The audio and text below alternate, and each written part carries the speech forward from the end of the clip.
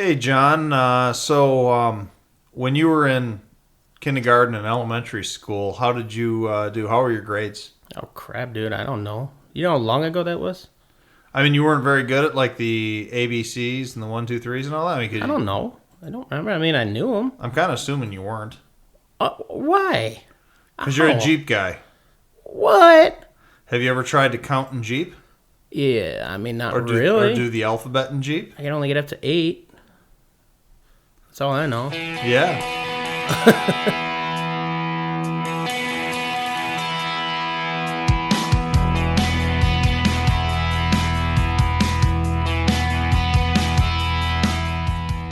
It's time to hit the trail, lock in those hubs, and throw it into low range. Because you are listening to Wheelin' with Keith and Johnny Orange, broadcasting from the Thin Line Off-Road Studio. They're here to talk about 4x4s, trucks, and everything to do with enjoying the great outdoors. Buckle up. Here's your hosts, Keith and Johnny Orange. All right. Welcome to Wheeling with Keith and Johnny Orange. I'm Keith Codet of Thin Line Off Road, and I got my co-host over here, Johnny Orange. How you doing today, John? Not bad. How about yourself and everybody else out there? Right, sounds good. We're all doing great, of course. We're here in the Thin Line Off Road Studio. I was just poking fun at John there about his kindergarten days. We were discussing counting in Jeep. If anybody out there has ever really paid that much attention, of course you Jeep guys have. Jeep has done something pretty interesting, not just counting, but the alphabet, of course. We started out with CJ2, at least for civilian Jeeps after the war. All our wartime Jeeps were things like the Willys MB and the Ford GPW, and then the Bantam and the Willys MA, and there's a whole number of them. But Oh, yeah. the civilian Jeeps started with the CJ2, then the CJ2A, and then the CJ3, and then where'd the CJ4 go? There was actually a CJ4. At least there's some evidence of a prototype. It's But being restored or has been restored, yes. yeah. Yeah, so CJ4 they kind of skipped over. Here's a funny one for you, though. The CJ3A came out, then the CJ4, then they went back to CJ3B. I did not know that the 4 came out between the A and the B on the CJ3. Supposedly. Huh. Yeah. You know, one of these, I got a couple of guys that are real Jeep historians we need to get on here someday. But you know what episode this is, John? I don't know. I'm not good at counting. You already pointed that out to everybody. Thanks. Yeah. This is episode 7. Okay, so for episode 7, we have decided to talk about the Jeep CJ7. The Jeep CJ7, of course, you know, you're looking at all these different numbers of Jeeps, CJ5, CJ3, CJ6. You'd wonder, well, why are we going to focus specifically on the CJ7? There's a couple reasons for that. The Jeep CJ7 really is what started to enter in the modern era of Jeep. Oh, yeah. It is what the Wrangler, which of course came out with the YJ models based off of, but the CJ7 was the last, I don't want to use short wheelbase as, it was the shorter wheelbase. It was longer than the CJ5, but it was the last of the shorter wheelbase vehicles that used the number designation before they went over to straight letters. So the Jeep CJ7, John, came out when? The first year of that one, I want to say it was 76. I think so. Again, Yes. I'm bad with numbers, man. You had to go point this out in front of everybody. Yeah, okay. So up until 76, Jeep had been producing very short wheelbase vehicles, with the only exception, when we're talking about the open top vehicles here, we're not talking about the trucks or the Wagoneers or the Willys wagons or anything like that. We're talking about the open top Jeeps. Wrangler style. Yeah, Wrangler style. Yeah. The quintessential Jeep, the open top, you can remove the doors Jeep. So up until the CJ7, they had been producing very short wheelbase vehicles, typically sub 95 wheelbase. I think some of the CJ5s and whatnot were like 88, 92 wheelbase, things like that. So they were producing these very short vehicles, with the exception of the CJ6, which was a stretched version of the CJ5. It shared the same small door opening, but the rear end of it was stretched out, and you could get it with a half cab truck type cab. It was essentially the predecessor to the later Jeep Scrambler, which was the CJ8. Yeah, quick sub note on that.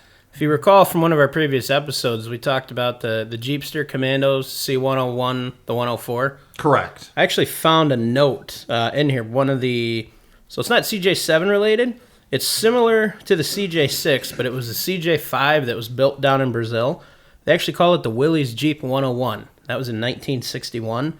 And that stayed around until Ford took over in 67.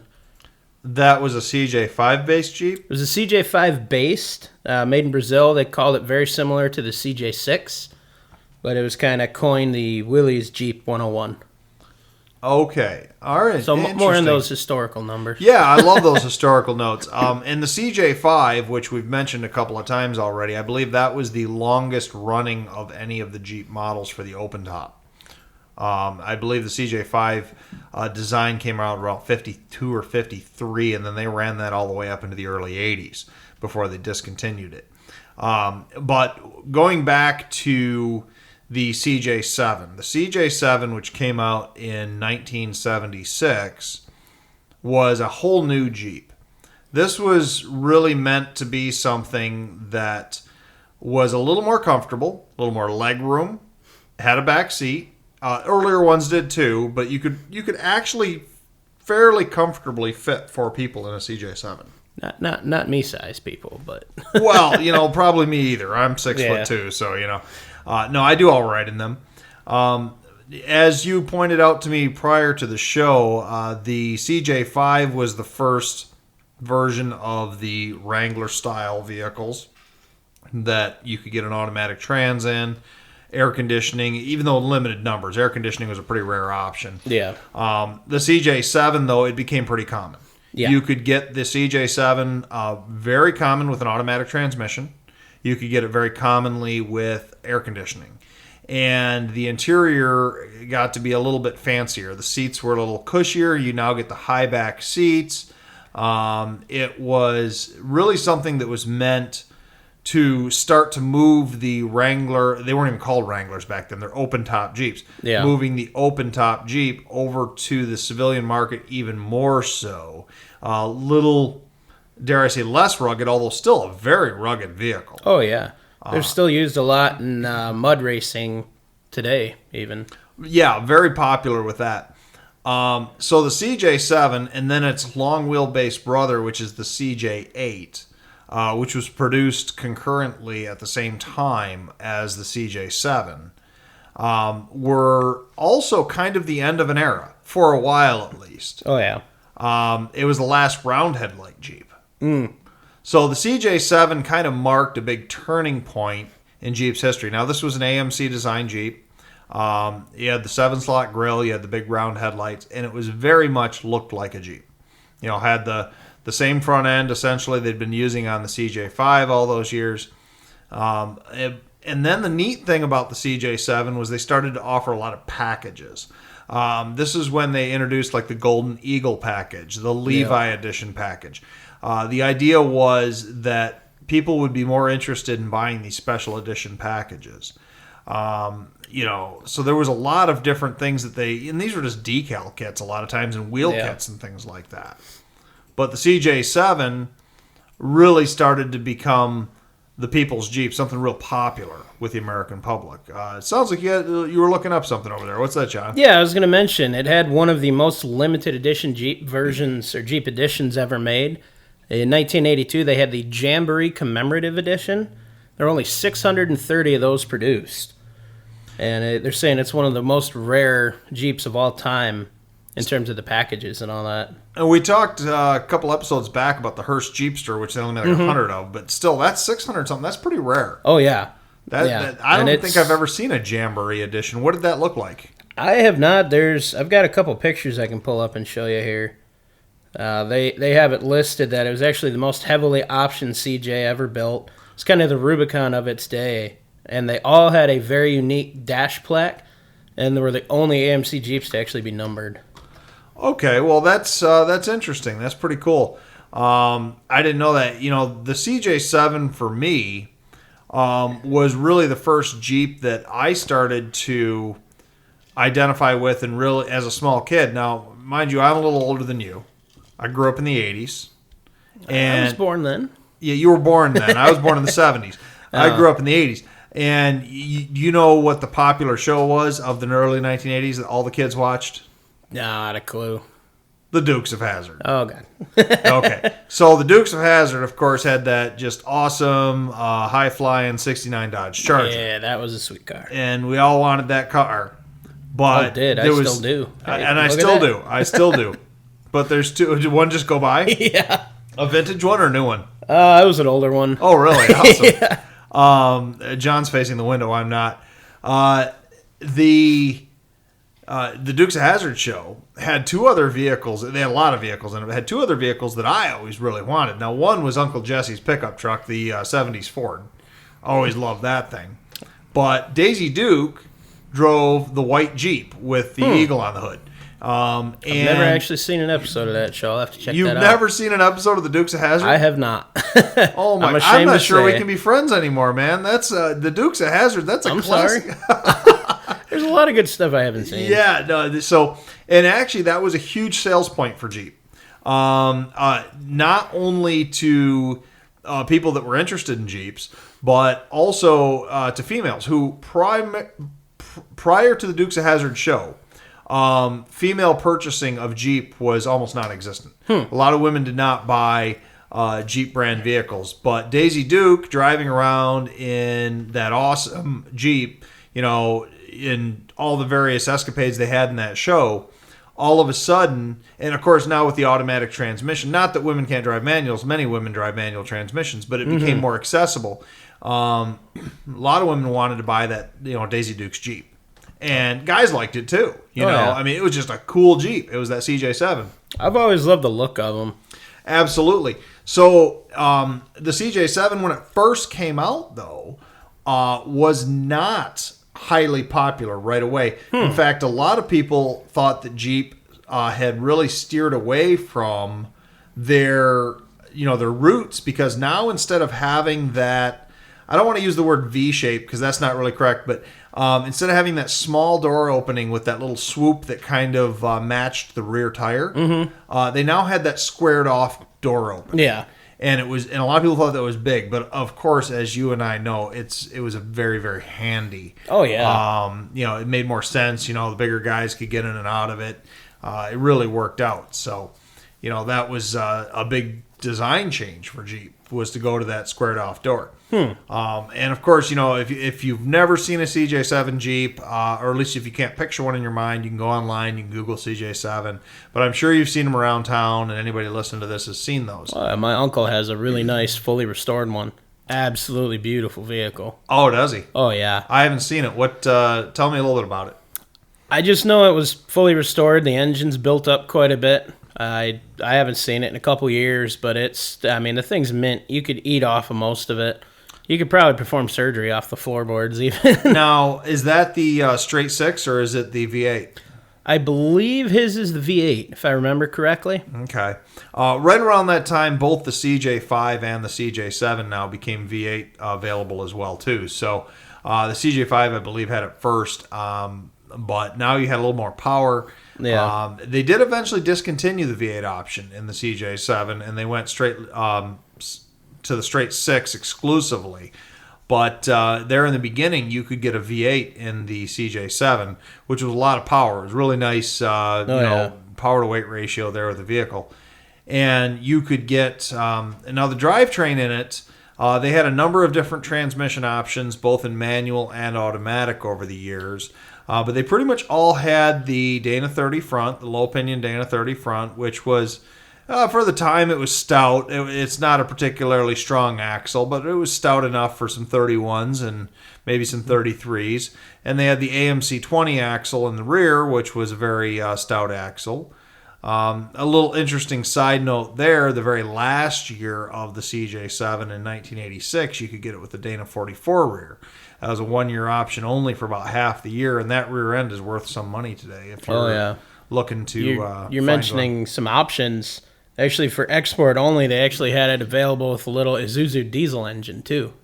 Oh, I didn't know that. Is that the little? Yeah, the C240, 145 cubic inch, little 2.4 liter engine. Huh. That's something. That's interesting. I didn't know that. Oh yeah, and the Canadian Army actually used them in 1985. They ordered just under 200 of them, so they were actually in the Canadian Army. The CJ7 ones. Yep. Do they still call them a CJ though, which of course means civilian Jeep? I don't know. They might have changed it to mean Canadian Jeep. Maybe. I don't know. Okay, that's pretty good. I didn't think of that. Yeah, it's now our Canadian Jeep 7. Still CJ7, but it's Canadian, Yeah, right? exactly. Yeah, absolutely. Well, I think this is a good point anyways to take a break and get a word from our sponsors, and we'll be back in just a minute. There's never just one of them. When you see one yellow jacket buzzing around, you can bet there's a whole colony somewhere nearby. Sometimes in nests as large as a basketball. Yellow jackets and wasps are bold, they're aggressive, and their stingers definitely hurt. So don't let them become a problem around your home. Call ABC Home and Commercial Services. They're the best in pests. ABC Home and Commercial Services. Call them today, 810-794-5678. And we're back. Just before the break, we were talking about the development or just so much the history of the CJ7. And, we kind of wrapped that up, what was going on with the CJ7. But the CJ7 was the end of the era for the numerical. Of course, they did have the CJ8 at the same time and the Scrambler. And then there was a CJ10, but that was a military vehicle only. Yeah. But the CJ7, AMC... when they came, I actually spoke incorrectly too. I said it was an AMC design earlier, or it was an AMC design, but then AMC was purchased by Chrysler in 1987, and around that time there was this whole redesign of the Wrangler line. They decided they were going to change it up, and they were going to change it up pretty drastically for the 1987 model year. And they dropped the numerical designation of the line and came out with what they called the YJ, but really what they called it for the dealership and for the general public's purpose was the Jeep Wrangler. And the Jeep Wrangler, this whole new name, where they're no longer using CJ7, CJ5, and things like that, the Jeep Wrangler, they're developing this whole new brand, but it really was a completely redesigned CJ7, still using kind of the CJ7 base. The body tub is pretty much the same. Yeah. The windshield frame is pretty much the same on the 1987 Wrangler. But what they did is they got rid of the round headlights that were on the old CJs, and they went to square headlights, which were hated at the time. Oh, yeah. It's always looked a little goofy to me. And people to this day still love hate them. People don't like it. That was only in the YJ Wranglers, the square headlights. Thank God. Yeah, exactly. But the Wrangler name stayed. So the CJ7 wasn't a Wrangler, but it essentially ushered in what became the Wrangler. The CJ7 was redesigned by Chrysler. Boom. We now have the Jeep Wrangler. They widened the frame a little bit. They moved the differential to the driver's side. They put overdrive transmissions in for the first time. Eventually, with the YJ, mid-production of the YJs, I think around 90 or 91, they added fuel injection. So there was a lot of development through the Wrangler line in the first generation of the Wrangler, which is the YJ. So, back to our alphabet of Jeeps. We went... in the beginning, all the World War II numbers, the MBs, the GAs, GPs, all those. And then we went to the CJs with numbers after them. CJ2, CJ3, CJ4, CJ5s, all that. And like you said, the CJ4 never hit production, but the CJ5, CJ6, CJ7. But the CJ7, because that's what we're honoring in this episode, is essentially the father of the Jeep Wrangler. Oh, yeah, without a doubt. And so... the YJ, of course, replaced that. And the YJ was pretty popular. The YJ ran from 1987 to 1995. And that's a decent little run there. It was 8 years, whatever. And so, John, when you worked at the parts store back in the day, how many people did you have call you up, ask for 96 Wrangler parts? Nobody tried to pull that one on me. I think somebody did. There was one guy. I believe his name was Keith, though. Oh, okay. Yeah, it kind of was a dead giveaway that day. Oh, was it really now? Yeah. No, there's a Toyota one people call about. We can talk about that in another episode. So in 96, there was no Jeep Wrangler. No. But the Jeep Wrangler gets completely redesigned yet again for the 97 model year. Still called the Jeep Wrangler, but now it's the Jeep TJ. A lot of neat different features with that one, too. Absolutely. Now, the body tub is still pretty much the same body tub, although it doesn't directly interchange. Correct. There's some parts that do. There are. What parts are those? Bumpers. Oh, the bumpers That's are the pretty same? much it. I'm sure there's something else. None of the suspension, though, was for the TJ. They actually went to 4-link and coil springs. Yes, they did. Made a much nicer ride. And that was the same design as the XJ Cherokee that goes all the way back to 84 for the front, but instead, the XJ used coils front, leafs rear. This now uses coils on all four. Yes. And the big stepping point now for the TJ Wrangler was now they went back to round headlights, back to the set. Well, thank God. The YJ had the 7-slot grille, but it had square headlights. Yes. Now they're over to the TJ. They have round headlights, and they have the 7-slot grille. It looks like a Jeep again. Mm-hmm. You know, in by most people's standards, it looks like a Jeep. But now they've actually made the suspension a lot more flexy, better off-road, a lot better easier to build. On-road. Yeah, easier to build. Yeah, absolutely. Just a couple $100, $200, you can lift those things 3-4 inches. You can budget boost that thing like crazy. It's really nice and easy. Just swap out coil springs even and do it. I mean, you're done. You've got a TJ, right? You've got a... It's mostly TJ still, yeah. It's a 2001. 2001. Yep, I've bought it, and it's gone through a couple revamps. Now it's got a 4-inch lift in the Mercedes diesel engine, but it's still Jeep at heart. Absolutely. That was the TJ, I remember back in the day, that was a huge point in the off-road industry. Yeah. You know, they now, like you said, they have the 4-link suspensions from the factory. Of course, there's a lot of aftermarket mods and whatnot. Yep.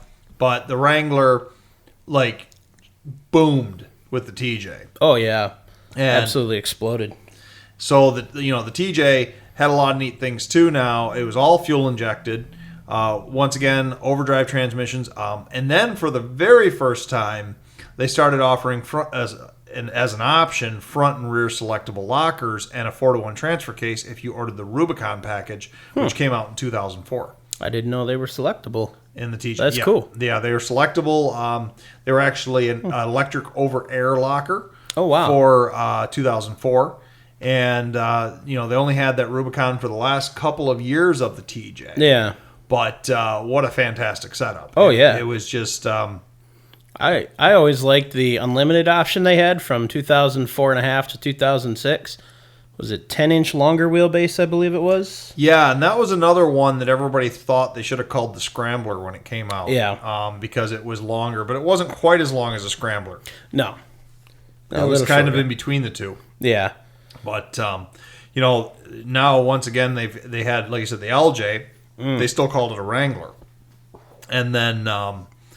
So the Wrangler ran from 97 all the way up through 2006. So a 9-year span there with a pretty popular body style. And then, of course, they redesigned it again for 2007. Yeah. And for the first time in Wrangler's history, you could now get one, or Jeep's history, you can get an open-top 4-door vehicle. Yeah. And this is called the JK. I love them. I love the 4-door option with that. I just think it looks very cool. They do. They look awesome. I had that orange one. I forgot about that. Yeah, the 6-speed one. I had a 6-speed Sport. I had an 09. It was a high-mileage vehicle. I bought it very cheap because it had just rolled over 200,000 miles. But unfortunately, my experiences with it which in hindsight I think was more an inept dealership, and I'm not going to name names, of course, but an inept dealership working on it prior to me owning it, and then actually right after me owning it that I bought it from, had damaged a lot of things, and so it was in the dealership just as much as it wasn't. That's a bummer. Yeah, it really was. So I just, I love the JKs, but then of course they did a major overhaul of the JK mid-production in 2012. They changed out the engines, they changed out the interiors. They really improved on them quite a bit. Oh, yeah. Up the gas mileage. They went from an average of 17 miles a gallon to 21 miles a gallon. Nice. So they really did a beautiful job with the JK. Yeah. And, the JK, I guess, because this is the CJ7 episode, the JK was the first time where the body tub did not share the dimensions of the CJ7. It was wider. Mm-hmm. The rear corners were slightly angled, and of course now there's the 4-door option. Yeah. So, and then just as a brief cliff note, we're now into the JL Wranglers, and there's all sorts of new things, and we'll talk about those in the future, of course. So going back to the CJ7 design that came out in 1976. Was pretty much improved upon and tinkered with all the way through to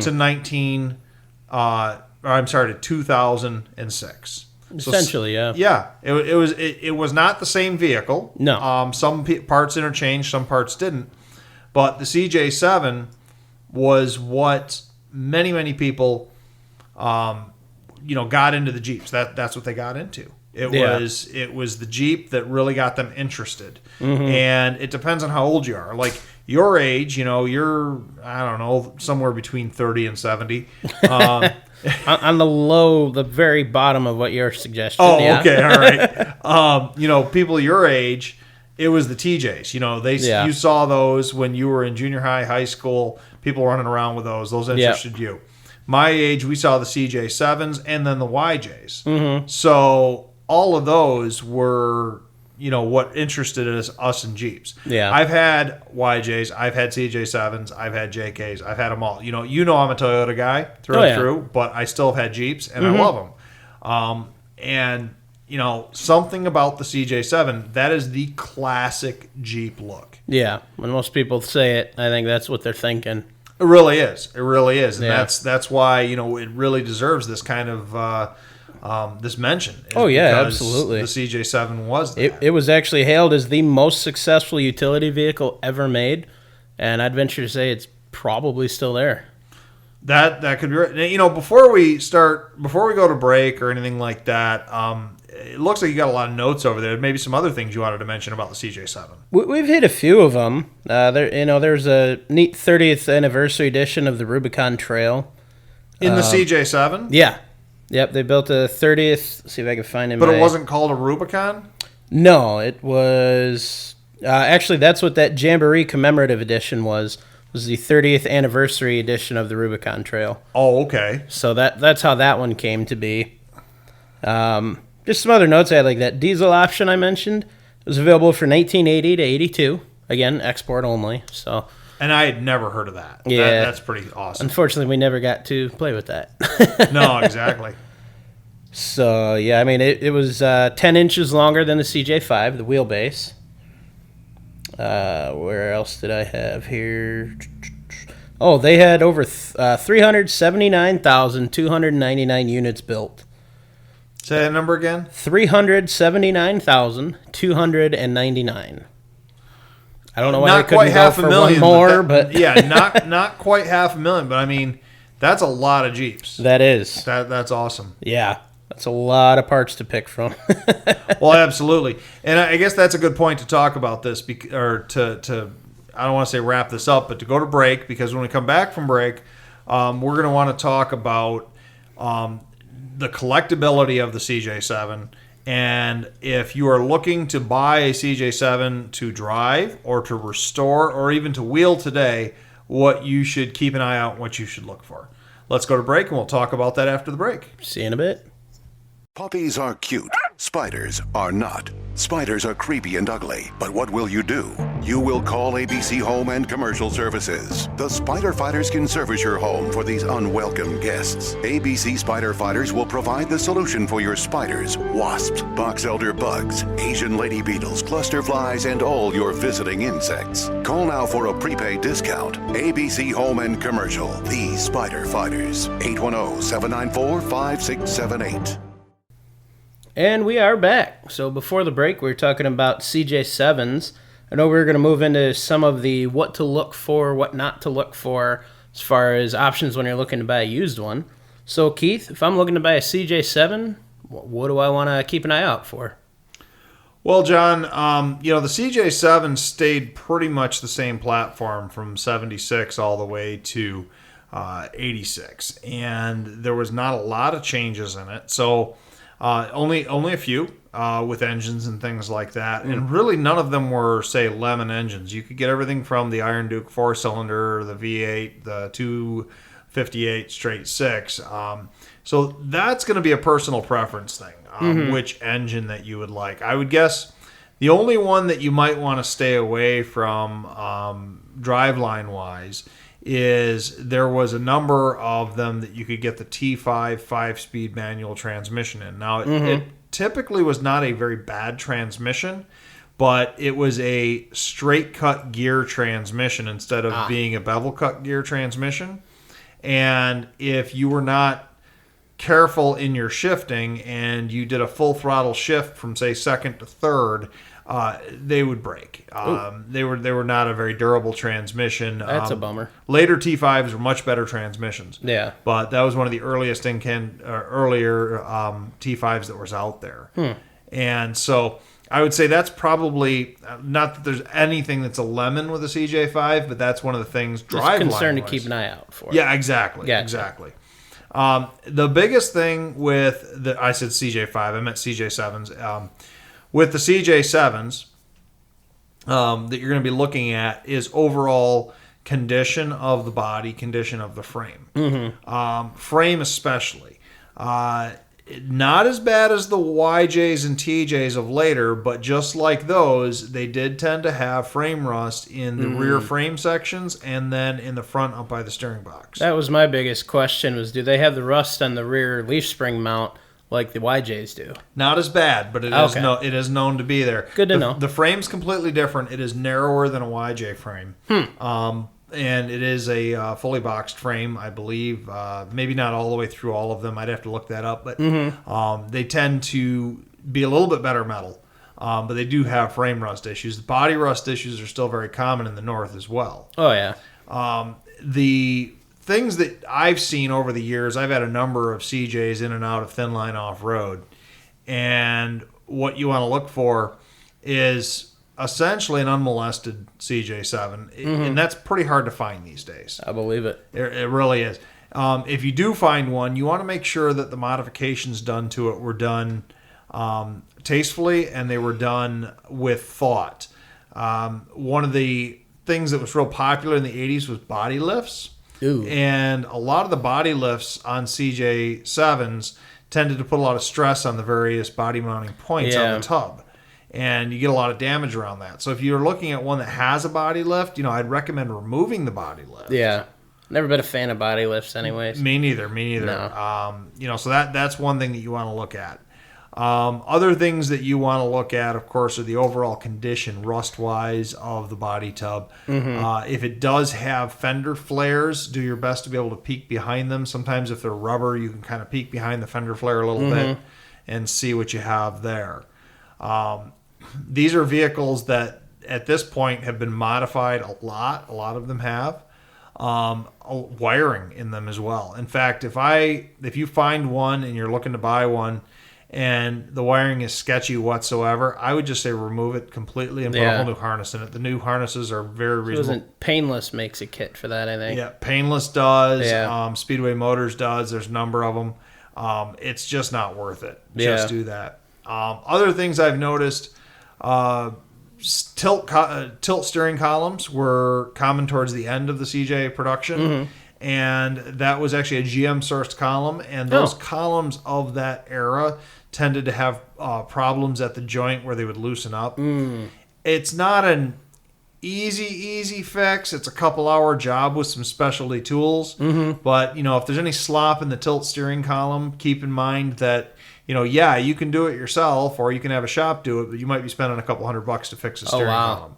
I've had 2 of them now in my shop that have had a loose steering column in them. So is that something that the common person would be able to do in their shop with regular tools, or if there's specialty tools required? Well, you need a steering wheel puller. Okay. And then you're also going to need a special, I'm not sure what the tool's called. I've got one, but it pushes down on after you pull the steering wheel off, the big plastic bezel that's under there pushes down on it so you can get the snap ring out.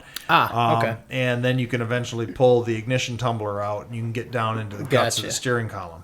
Couple-hour job to do it if you're moving slow. I mean, you could probably whip it out in an hour if you really know what you're doing and you're in there. But you're talking probably $50 to $75 in specialty tools. Oh, wow. Which is not a lot of money. No, it's not bad. It's cheaper than some jobs, for sure. Exactly. The other things, if you're looking at one that has been wheeled a lot or it's been modified a lot, you want to look at how the modifications have been done. There was a couple companies early in the day that were doing a lot of Chevy V8 swaps on the CJs. Very, very common. One of the most common engine swaps there is out there is to put a small block V8 350 Chevy into a CJ. Did that modify excuse me, that modify the frame when you were doing that? Or is that just kind of a bolt-on setup? The frames are nice and wide, but the issue was some of the early ones, and I've actually seen this fail twice on the trail already myself. Some of the earlier kits were a straight pipe that went from the motor mount on the side of the Chevy block to the frame that was welded on there, and it was not a very well-made motor mount setup, and I've seen them fail in the engine. I was on a wheeling trip once, and the engine actually fell right out. So that's scary. It fell out. It fell down onto the front axle, essentially. So that's something that you want to watch out for. Oh, yeah. Is what's the quality of the build? What's the quality of the modifications? Yeah. And if you're looking for one to restore, to go back to stock, it's sometimes pretty difficult if you find one that's been modified. If they started cutting fenders and doing all sorts of things to it, that's probably not going to be your Jeep to mess with. Yeah. If you're looking to run to the trail, look at it, that has decent axle swaps, things in it. Dana 44s and Dana 60s are common axle swaps on these. There's been a lot of really neat things done over the years. It's still kind of the hammer, it's a simple tool. Oh, yeah. You can modify it to work better, but the CJ7 still works pretty well by itself. So what would you say if I'm looking to buy one? What do you think would be about the best range of years to look for one in? Well, really any of them, 76 to 86, they're all going to be fine.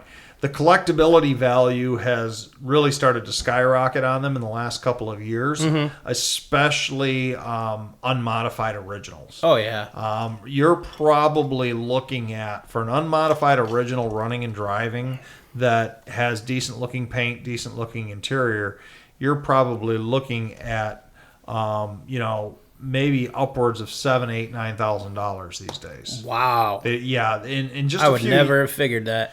No, yeah, a few years ago, $2,000, $3,000, $4,000, you'd get one. I think I'll stick with my TJs for now. Well, and the TJs are starting to go north too. So, in fact, maybe I'll hold on to it for a while. It'll be worth more. Yeah, there you go. Our listeners right now, some of the best buys to make right now out there in the quote-unquote vintage Wrangler market are going to be your YJ square headlight Wranglers and your TJs. Same thing on both of those models are really known for frame rust issues. You really want to look for one that has a nice clean frame, southern frame, or something that was garage kept, if you're in the northern climates, something that really didn't see a lot of salt. But right now, decent YJs can be had in that couple grand range, and decent TJs are around the same.